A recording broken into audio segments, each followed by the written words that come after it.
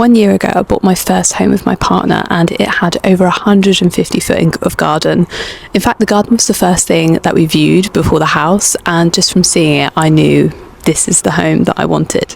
We've probably spent just over a year doing the garden, and we've made so much progress because we started off with pretty much just brambles and nettles with a few gorgeous mature plants. Also took this project on being complete beginners, so we are learning along the way. So if you want to come and take a look at what 150 foot of a mature garden looks like, come along.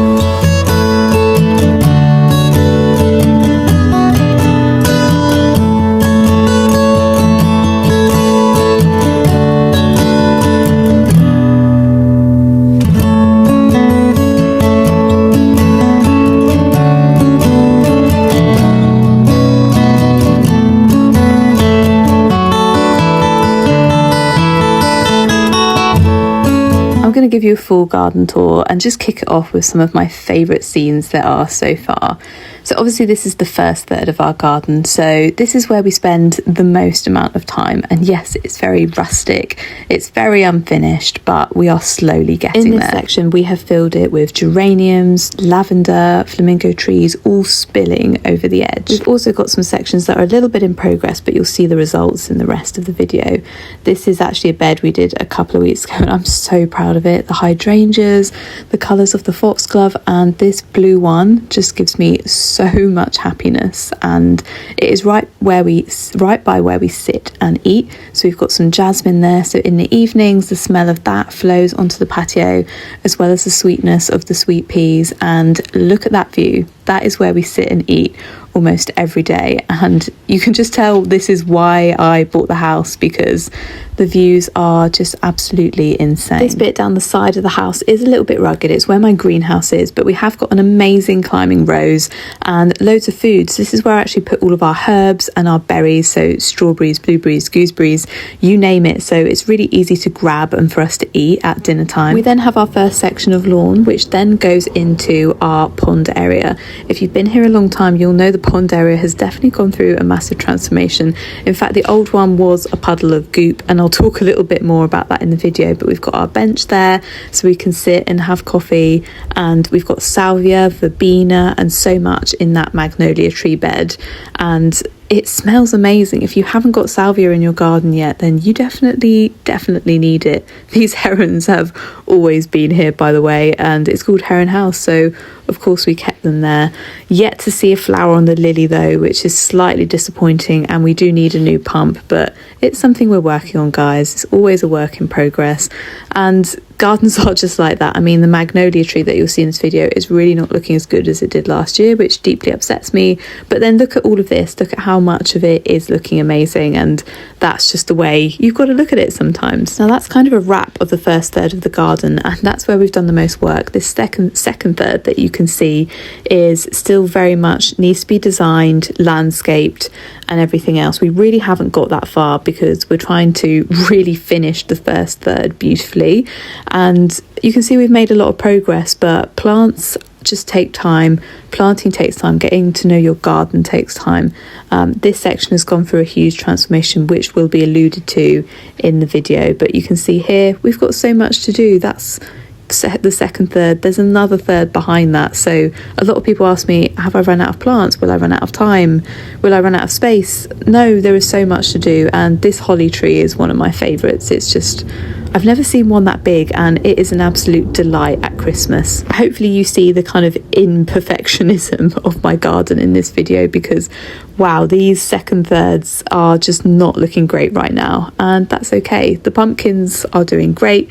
I'm kind of using this end third as an allotment area while it's in progress. I've got all of my cut flowers in here, so if you're wondering where the 35 dahlias I was rearing are, they are all down here, and that's because they are in these really high rise protected planters away from the slugs. So they've been so much easier to manage this year because of that. Yes, I could put them in the ground and they'd be a lot bigger, but this, for example, high-rise planter that I built just from bricks inspired by Chelsea Flower Show has been amazing at protecting them from all of the slugs, and that is just a work in progress. There are foxes living in there at the moment though, so we are keeping way clear of that to make sure to give them lots of space. And Kind of feels really nice that we've been able to give wildlife a home. We're obviously doing a good thing, and this is one of my favourite views, looking back on the house, remembering kind of looking back on that view when we viewed it and being like, yeah, this house is going to be mine. We are back to kind of the beginning of the video, and see some of these beds coming to life is great because, again, a lot of this had nothing in, so we are very much waiting for stuff to really grow in and take over. And you can see that hydrangea has done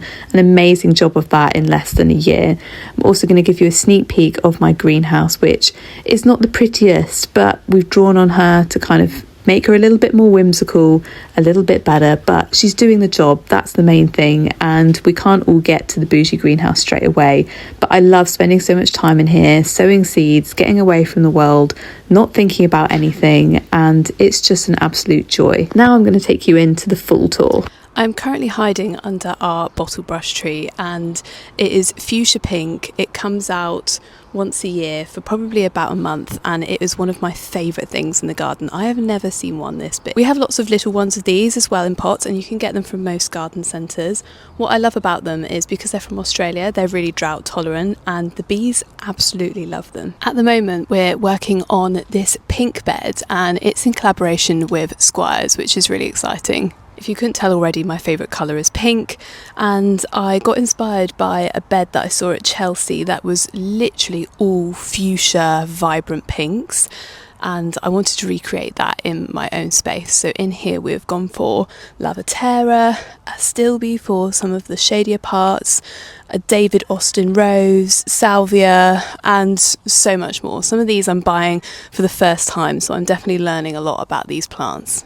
Also be aware, this is very much an in-progress project. This is my favourite area, and this is where we built our own pond last year. So one of our dreams was to have a pond area, and we built this last year because the pond we had before was pretty much just a giant puddle of goop, but the frogs really loved it and it just really wasn't the aesthetic. So we decided to dig one ourselves, and this is what we got. It's over 6 foot long, I believe, very deep, and it's even got fish in it.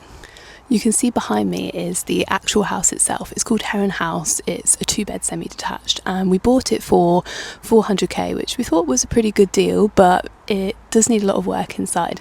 Our garden is a really long stretch of garden, so it's only about, I don't even know how many foot wide, but it goes really, really far, and it's like a really, really long rectangle. We actually decided to split the garden into thirds to help design it but also manage it better. So the first third is the one that we've done the most work on and is nearly finished, and it is where we are most of the time, so a lot of our favourite plants are there. The second third has had some work done to it by the previous owner, but again needs rescaping, landscaping, planting up by us. And then the final third is kind of what we're using as an allotment. So down here I'm growing my pumpkins, dahlias, cut flowers, all of that jazz, because it's very much a work in progress and is seriously overgrown. Even though we cut a lot of it back last year, it's just caught up with us. Hope you enjoyed our little garden tour, and obviously as I'm exiting the video, a plane is flying above us.